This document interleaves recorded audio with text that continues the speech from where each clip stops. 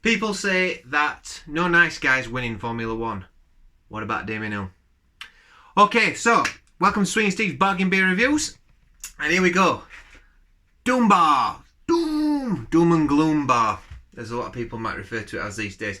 I think it's a bit of a shame I'm reviewing this now. I think when this beer was probably at its most prolific, at its peak, and when this was like the staple real ale. Probably it's the staple real ale now, innit? You go into a pub, and if anything's got a real ale on it, it's either got John Smith's, you've got not Tetley's because that's a bit rare. It might have Timothy Taylor's, Doom Bar, Marsden's Pedigree, that sort of thing. You know, maybe London Pride, depending where you live. And Doom Bar was once probably not as mainstream. It was just like a really good beer from St Austell's Brewery, which had a fantastic reputation for brewing really good beers, and they still do actually. Is it St Austell's? I got it mixed up. Is it St Austell's Brewery? God, I don't know anything. It's Sharp's Brewery. Of course it is. Sharp's Brewery, sorry, not St Austell's. St Austell's do really good beers too. Both based in Cornwall, I think. Yeah, they are. Doom Bar is Sharp's, is brewed by Sharp's. And the Sharps were really good, renowned for doing some cracking beers. Their Atlantic Pale Ale's pretty good. Their Sea Fury's pretty good, quite a complex beer. Some of them are brewed at Sharps Brewery. Some of them are brewed now by Coors, because Coors took over Doom Bar. And when Coors took over, Doom Bar went even bigger than it was before. And you started going into pubs and they had big posters saying Doom Bar on it, and beer mats with Doom Bar on it, and Doom this, Doom that. It's everywhere. So then it became massively mass produced, and the quality inevitably always goes down when these big boys take them on. But I'm going to review this subjectively. I'm not going to be critical if there's no point in being critical. It's got an interesting can thingy on it, orange for some reason. So yeah, amber ale. It says balanced and moreish, 4.3%. Let's get in there, shall we?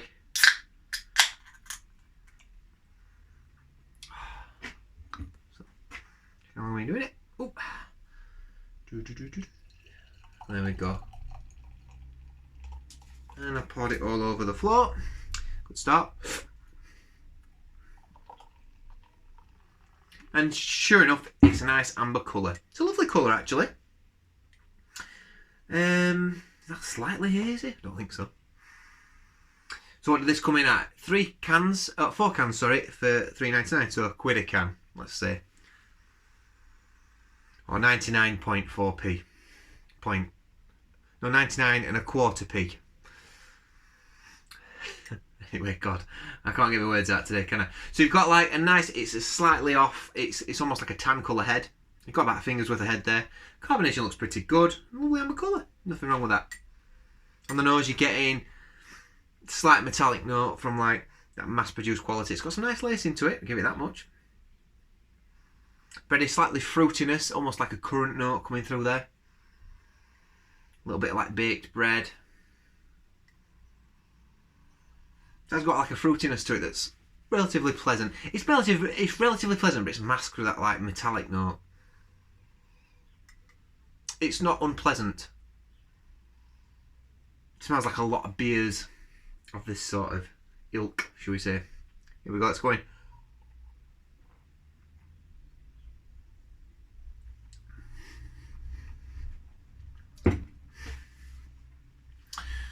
That's not bad actually. And nice, got a nice caramel finish to this beer, which I remember actually. So a little bit sweet. The finish on it's okay. It's a little bit thin.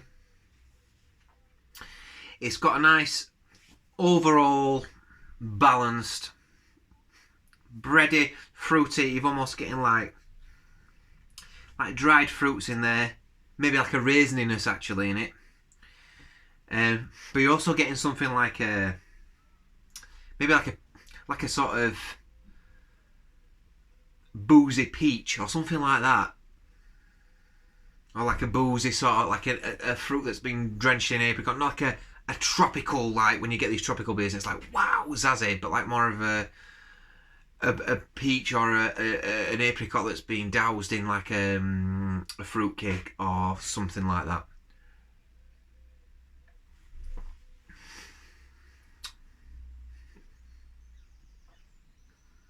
maybe a slight nutty. It's actually quite pleasant. This. I don't find this bad at all.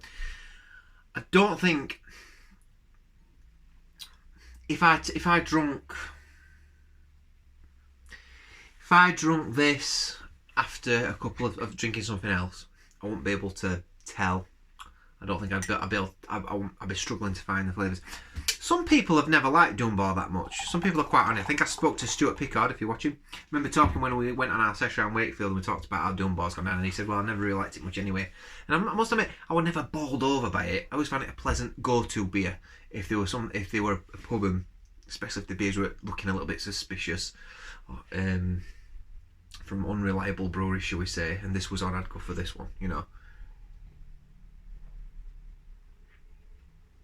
If there's a pub that can't keep its beers very well, I'd go for something like this maybe. It's actually alright. Quite like that today. I feel like I've got to drink a lot of this because I've got a feeling as I go down it, my opinion of this beer might change a little bit.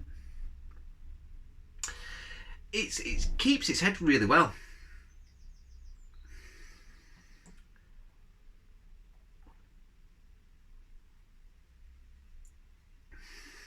It's like melaninous maybe to this.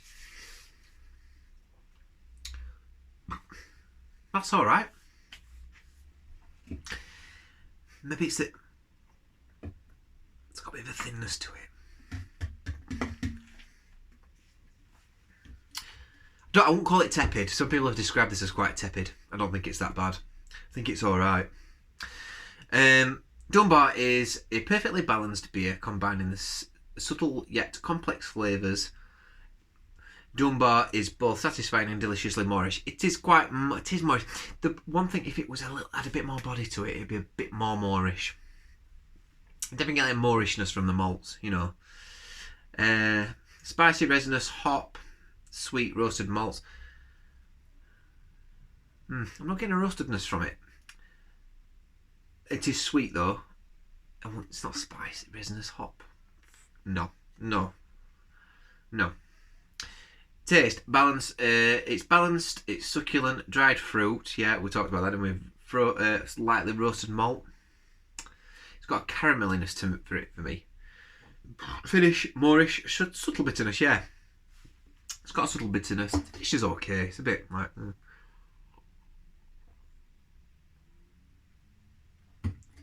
It's not bad, this, though. I'd buy that again. Food pairing. Great with battered seafood like calamari, grilled white fish or pork. Also great with Sunday roasts.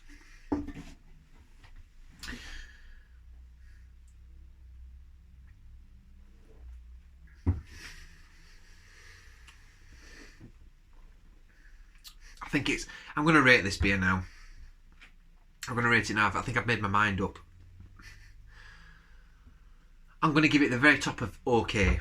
I don't think it's quite good, if you know what I mean. I'm not going to give it a 7. I nearly give it a 7 out of 10. So I'll give it a 7 out of 10, which would make it just a good beer. I think it's very okay, if that makes sense. I give it a 6.9 out of 10.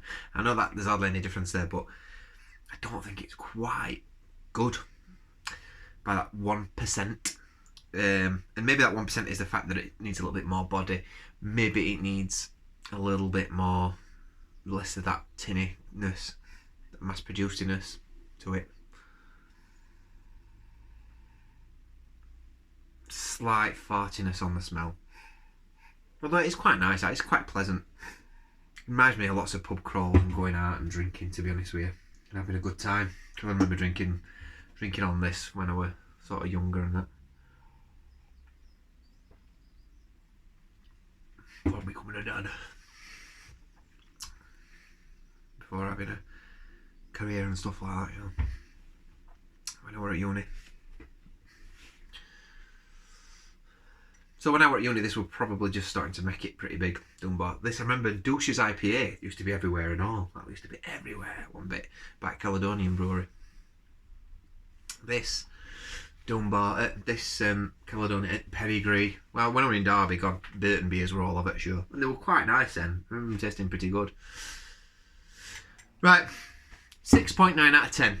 I'll see you on the next review. Please let me know what you think. It's good. It's okay. If I think for a quid a can, I think that's all right. I think that's pretty good. And you're getting what we're getting there, 500ml.